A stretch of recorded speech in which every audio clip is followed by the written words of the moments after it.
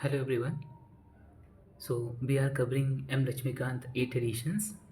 Until now we have covered chapter number 36, that is tribunals. But in this chapter we are going to discuss chapter number 37, that is Consumer Commission. So actually currently is my current affairs class is going on, but actually I decided that I will do my current affair classes in the evening. The main reason behind that is just so that you can utilize your uh, other subject well, especially statics portion, because sometimes in we are following the current affairs too much. And I have appeared once for UPSC prelims, and one thing, actually I have cleared my GS, okay, with pretty well marks. And one thing which I find is that study only those things which you think relevance, because the relevance of current affairs in itself is not such a big the people's up to what extent they are focusing right now. Okay. uh, you have need to just aware with the things, you have not need to just make notes of every current affairs, not need to be too possessive that something will left behind. Okay, follow any particular source, that will be enough. So let's begin with the chapter number 37, that is Consumer Commissions. सबसे पहली बात, consumer protection act 2019 का आता है, जो original act था consumer protection act 1986 का, उसको रिपील करता है, उसको रिप्लेस करता है। ठीक है। ओल्ड एक्ट की तरह ये जो न्यू एक्ट है, ये भी 3 tyre of consumer dispute resolution redressal machinery को इस्टेब्लिश करता है at the district, state and national level. District level पे जो कंज्यूमर कंज्यूमर कोर्ट होता है उसे बोलते हैं district consumer dispute redressal commission. State पे state consumer dispute redressal commission, and national level पे national consumer dispute redressal commission. ठीक है। ब्रीफ में बोले तो इन्हें district commission, state commission, national commission भी बोलते हैं। ठीक। ये एक अल्टरनेटिव डिस्प्यूट रेजोल्यूशन का मैकेनिज्म प्रोवाइड करते हैं टू द कंज्यूमर। सबसे पहली बात, ये क्वासी जुडिशियल बॉडी है। ठीक है। इन्हें कंज्यूमर फोरम या कंज्यूमर कोर्ट्स के नाम से भी जाना जाता है। डिस्ट्रिक्ट कमीशन की बात करें तो हर एक डिस्ट्रिक्ट में डिस्ट्रिक्ट कमीशन होंगे जो स्टेट गवर्नमेंट के थ्रू इस्टेब्लिश किए जाएंगे।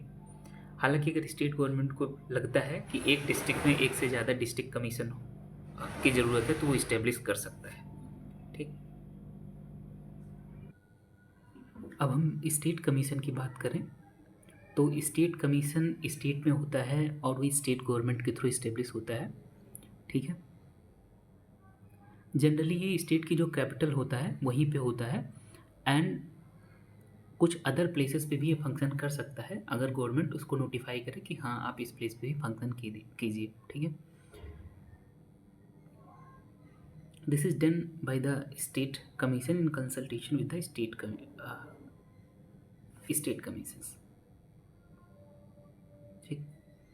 अब देखो, फर्दर द स्टेट गवर्नमेंट में also establish regional branches of state commissions. अगर स्टेट गवर्नमेंट चाहे तो रीजनल ब्रांचेस भी इस्टेब्लिश कर सकती है स्टेट कमीशंस की। देखो, जो ध्यान देने वाली बात यह है कि स्टेट कमीशन एक तो होगा ही जो स्टेट की कैपिटल होगी वहाँ पे, और वो सारे फंक्शन करेगी जो स्टेट गवर्नमेंट नोटिफाई करेगी।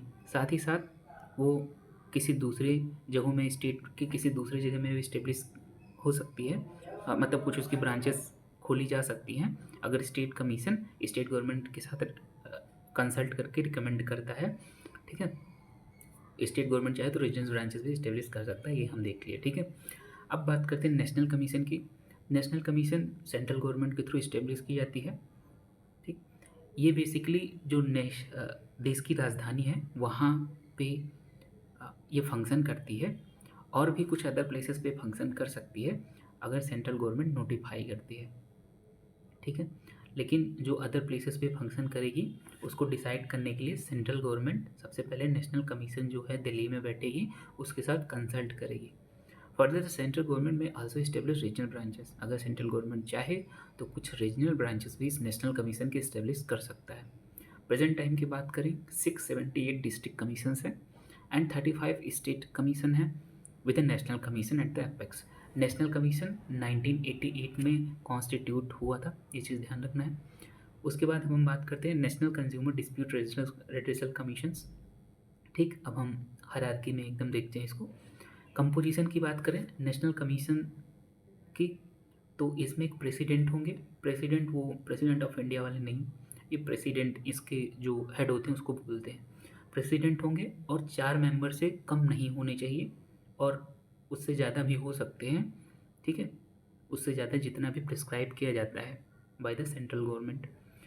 इसको कंप्लाई करने के लिए 2020 में सेंट्रल गवर्नमेंट ने प्रिस्क्राइब किया कि जो नेशनल कमीशन होगा उसमें एक प्रेसिडेंट होगा, 4 मेंबर से कम मेंबर नहीं होंगे और 11 मेंबर से ज़्यादा मेंबर नहीं होंगे, ठीक है।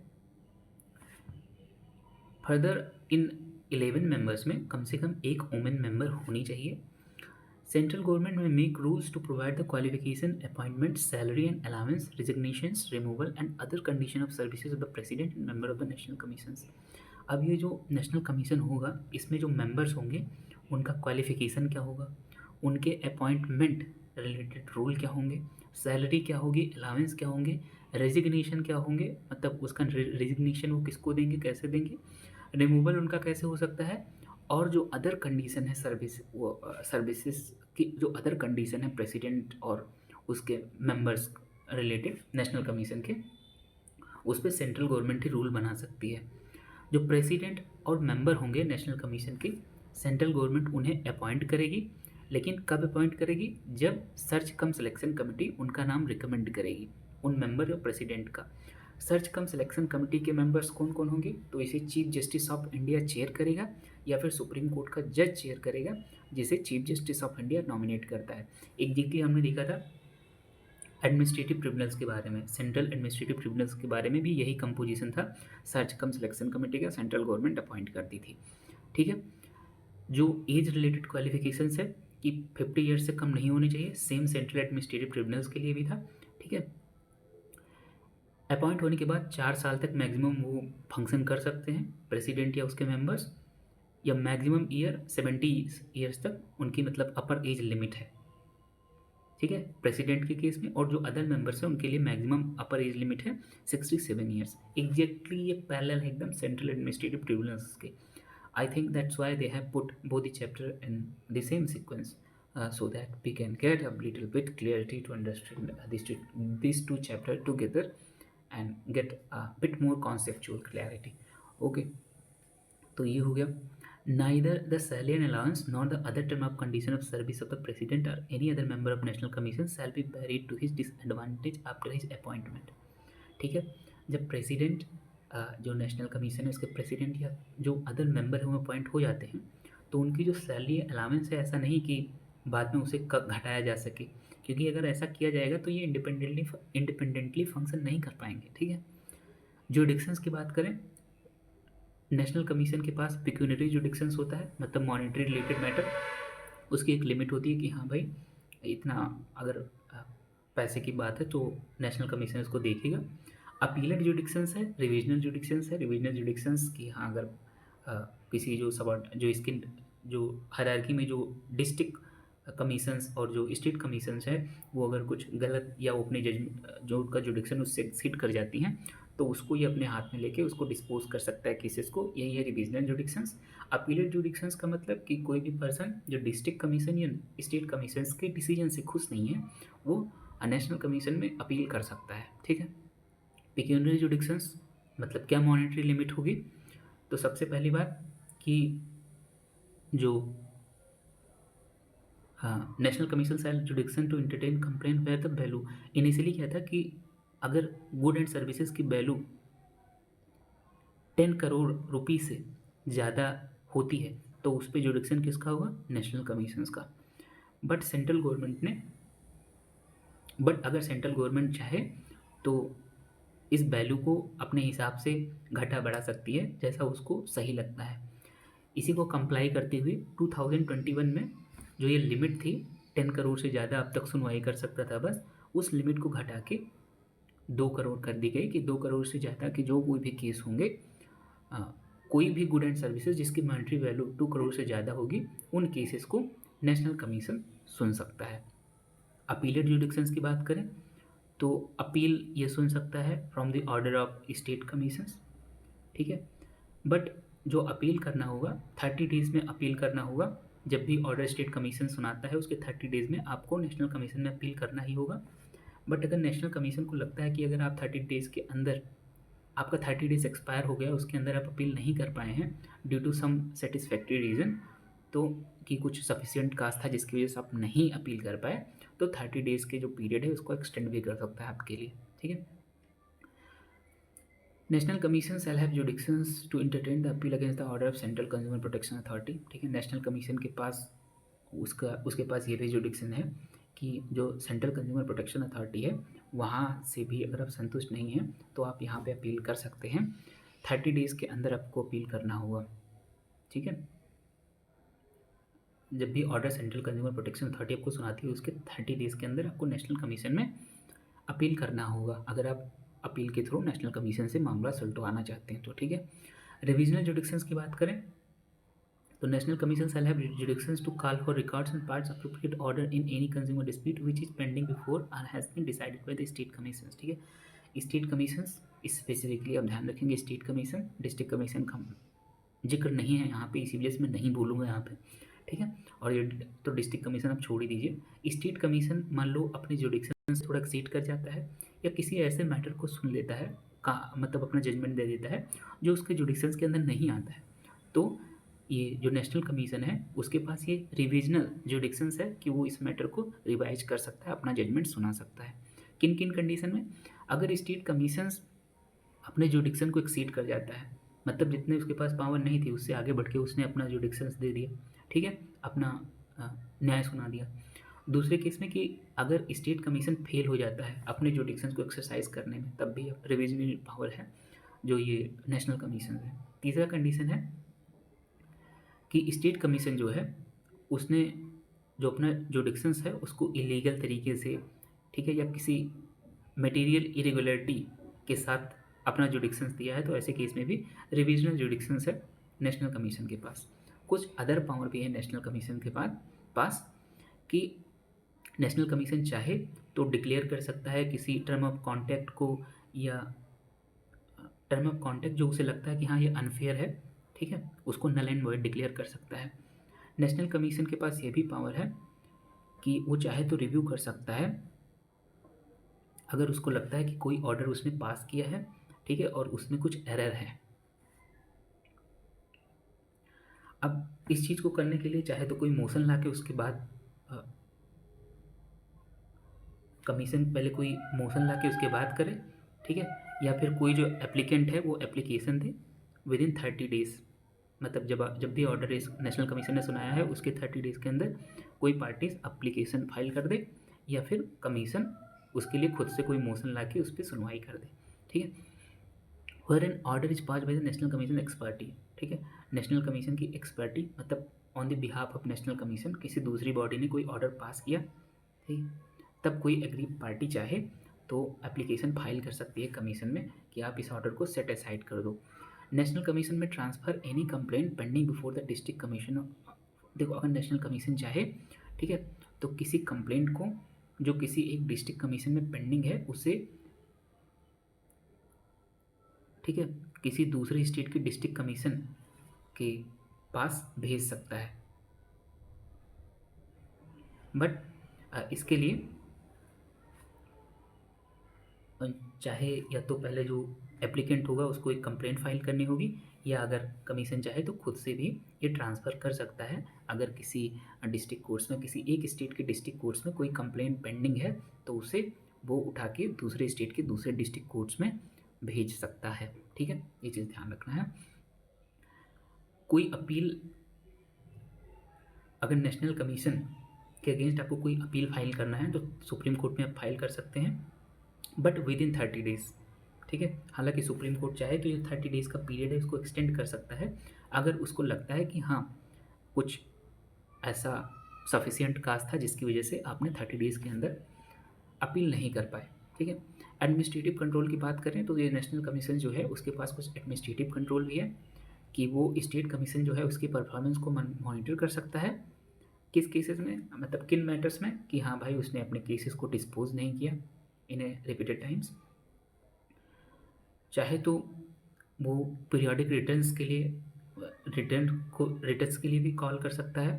ठीक है। केस के डिस्पोजल से रिलेटेड उसमें जो स्टेट कमीशन में केसेस पेंडिंग है उसके ऊपर भी इसका एडमिनिस्ट्रेटिव कंट्रोल होता है, मतलब इन सारे मैटर में वो उसे डायरेक्शन दे सकता है। किसी मैटर को इन्वेस्टिगेट कर सकता है, ऐसे मैटर को जिसमें जो प्रेसिडेंट हैं या जो अदर मेंबर हैं स्टेट कमीशंस के उनके ऊपर कोई एलिगेशन लगा है। ठीक है। और उससे रिलेटेड एक इंक्वायरी रिपोर्ट भी चाहे तो सबमिट कर सकता है स्टेट गवर्नमेंट के पास। ठीक है, concern state. Issue of instruction regarding the following matter, देखो कुछ मैटर्स में ये इंस्ट्रक्शन भी इशू कर सकता है नेशनल कमीशन, जैसे कि एक यूनिफॉर्म प्रोसीजर हो, जो मैटर हियर किए जा रहे हैं ना कंज्यूमर डिस्प्यूट रिलेटेड, उसके लिए एक यूनिफॉर्म प्रोसीजर हो। ठीक।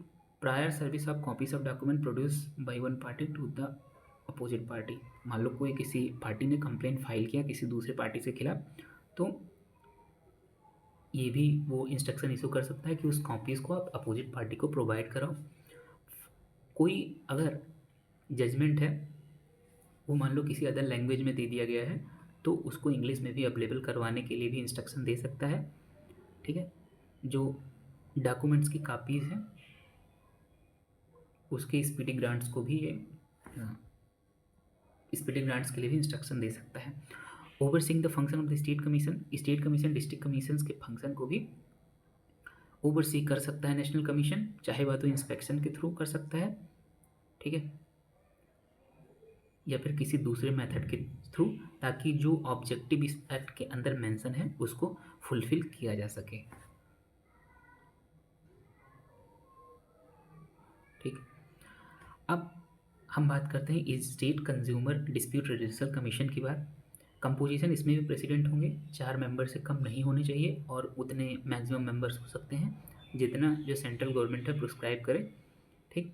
सेंट्रल गवर्नमेंट रूल बना सकती है क्वालिफिकेशन से रिलेटेड, ये स्टेट कंज्यूमर डिस्प्यूट रिड्यूसल कमीशन जो है उसके मेंबर के क्वालिफिकेशन रिलेटेड, अपॉइंटमेंट रिलेटेड, उनका रिक्रूटमेंट का मेथड क्या होगा, क्या प्रोसीजर यूज़ होगा, उनके ऑफिस का टर्म क्या होगा, उनके रेजिग्नेशन रिलेटेड कैसे प्रेसिडेंट का रिमूवल होगा, या फिर जो मेंबर्स हैं उनको कैसे रिमूव किया जा सकता है।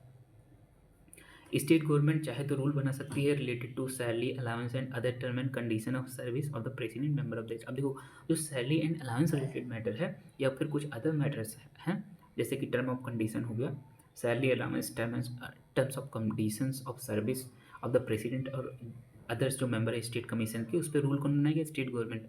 तो आपको ये थोड़ा सा बाइफरकेशन याद होना चाहिए कि किन मैटर पे सेंट्रल गवर्नमेंट रूल बनाएगा, किस मैटर पे स्टेट गवर्नमेंट रूल बनाएगा। बस आप अगर स्टेट गवर्नमेंट को याद रखते हैं कि स्टेट गवर्नमेंट सैलरी अलाउंस और टर्म ऑफ कंडीशन पे रूल बनाएगा, तो जो मैटर पे नहीं बनाएगा वो सारे सेंट्रल गवर्नमेंट के अंदर आ जाएंगे।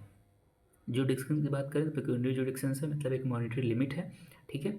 स्टेट कंज्यूमर डिस्प्यूट रिड्यूसल मतलब स्टेट कमीशन के पास, अपीलेट जुडिक्शंस की पावर भी इसके पास है, रिविजनल जुडिक्शंस की भी पावर इसके पास है। देखो अब ये पावर एक्सप्लेन की गई है।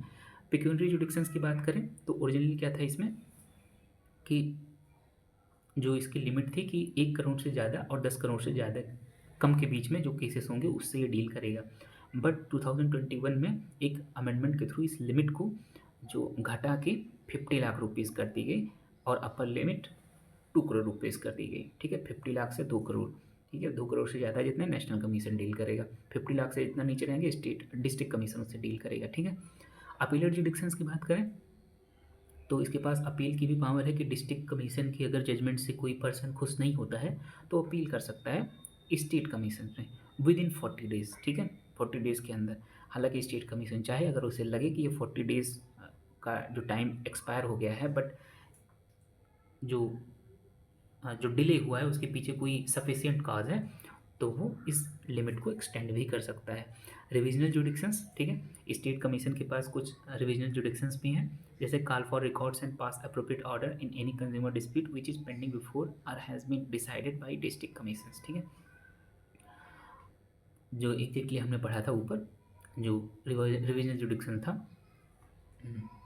नेशनल कमीशन के पास ओवर द स्टेट कमीशंस, वही स्टेट कमीशन का है डिस्ट्रिक्ट कमीशंस के ऊपर, ठीक है।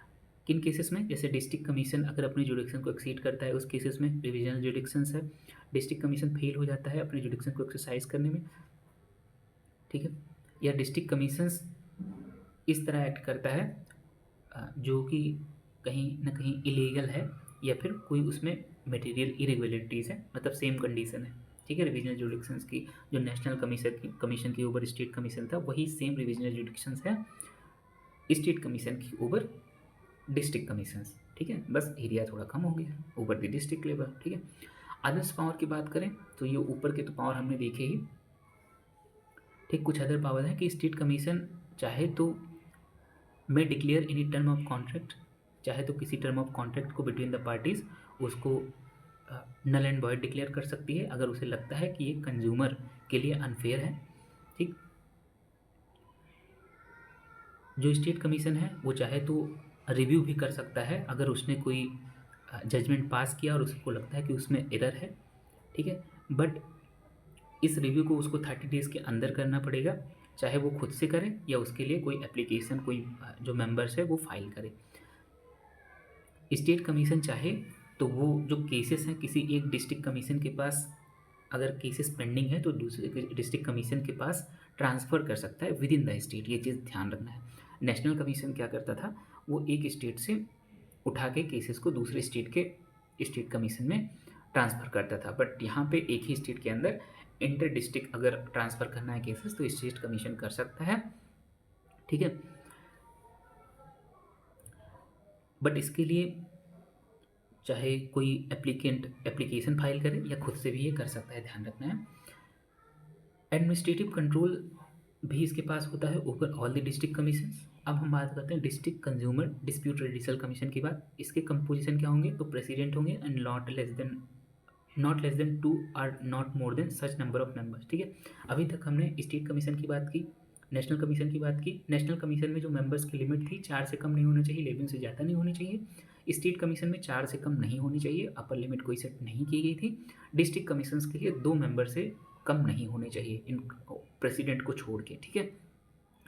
द सेंट्रल गवर्नमेंट में make rules to provide for the qualification for the appointment, ठीक है। जो मेंबर्स या प्रेसिडेंट होंगे उनके क्वालिफिकेशन रिलेटेड, ठीक है, किस तरह से उनका रिक्रूटमेंट होगा, क्या प्रोसीजर होगा अपॉइंटमेंट का, उनके ऑफिस का टर्म क्या होगा, रेजिग्नेशन या रिमूवल का क्या प्रोसीजर होगा, उसके लिए सेंट्रल गवर्नमेंट रूल बना सकती है, ठीक है। सेंट्रल गवर्नमेंट रूल बनाएगी, ध्यान रखना है। डिस्ट्रिक्ट कमीशन के केस में भी, स्टेट कमीशन के केस में, मतलब तीनों केसेस में, ठीक। जबकि स्टेट गवर्नमेंट के पास ये पावर होगी कुछ सैलरी हो गई, अलाउंस हो गई और अदर जो टर्म एंड कंडीशन है सर्विसेज से रिलेटेड, प्रेसिडेंट और उसके और जो मेंबर्स हैं डिस्ट्रिक्ट कमीशन के, उस पर भी स्टेट गवर्नमेंट रूल बना सकती है। अगर कोई वैकेंसी होती है प्रेसिडेंट या अदर मेंबर्स की डिस्ट्रिक्ट कमीशंस में, तो स्टेट गवर्नमेंट के पास ये पावर है, ठीक है, कि किसी दूसरी डिस्ट्रिक्ट कमीशंस को ये स्पेसिफाई कर सकती है कि आप उस डिस्ट्रिक्ट के बिहाफ पे अपना जुडिक्शन एक्सरसाइज करो, ठीक है। साथ ही साथ जो प्रेसिडेंट या अदर्स मेंबर हैं किसी स्पेसिफिक डिस्ट्रिक्ट कमीशंस के, उसको ये आदेश दे सकती है कि आप as a president and members of other district commissions exercise करो, ठीक है। जुडिक्शंस की बात करें, जो डिस्ट्रिक्ट कमीशन के जुडिक्शंस है ओरिजिनली तो 1 करोड़ से ज़्यादा नहीं होना चाहिए, बट 2021 में ये लिमिट घटा के 50 लाख कर दी गई कि जो 50 लाख के नीचे के जो भी कंज्यूमर रिलेटेड मैटर होंगे उसे डिस्ट्रिक्ट कमीशन डील करेगा। डिस्ट्रिक्ट कमीशन फंक्शन करेगा डिस्ट्रिक्ट के हेडक्वार्टर से, बट कुछ अदर प्लेसेस, डिस्ट्रिक्ट के कुछ अदर प्लेसेस से भी ये फंक्शन कर सकता है जिसे स्टेट गवर्नमेंट नोटिफाई करता है, ठीक है। बट जो other places state government notify करेगा ये पहले स्टेट कमीशन के साथ कंसल्ट करके नोटिफाई करेगा। डिस्ट्रिक्ट कमीशन के पास ये पावर है कि वो अपने ऑर्डर जो उसने पास किया उसको रिव्यू कर सकता है अगर उसको लगता है कि उस ऑर्डर में कुछ एरर था, ठीक। दिस कैन, लेकिन इसको मतलब जो रिव्यू करने है इसको 30 डेज़ के अंदर ही करना है, ठीक? ये चीज़ ध्यान रखना, जो रिव्यू करना है उसको 30 डेज़ के अंदर ही से करना है। Pecuniary jurisdictions, district commission, state commission, national commissions की क्या होगी, इसको ध्यान रखना है।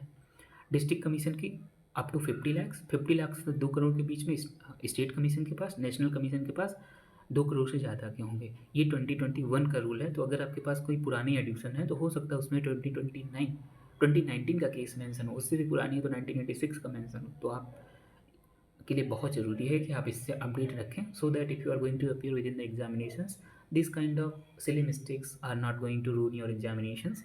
सो this is my one of the suggestions. इस वीडियो में हम इतना ही रखते हैं, ठीक है? Thank you. नेक्स्ट वीडियो में हम बहुत ही इंपॉर्टेंट चैप्टर से डील करेंगे, दैट इज़ लोक अदालत and other courts. Okay, so thank you. इस वीडियो में इतना ही रखते हैं।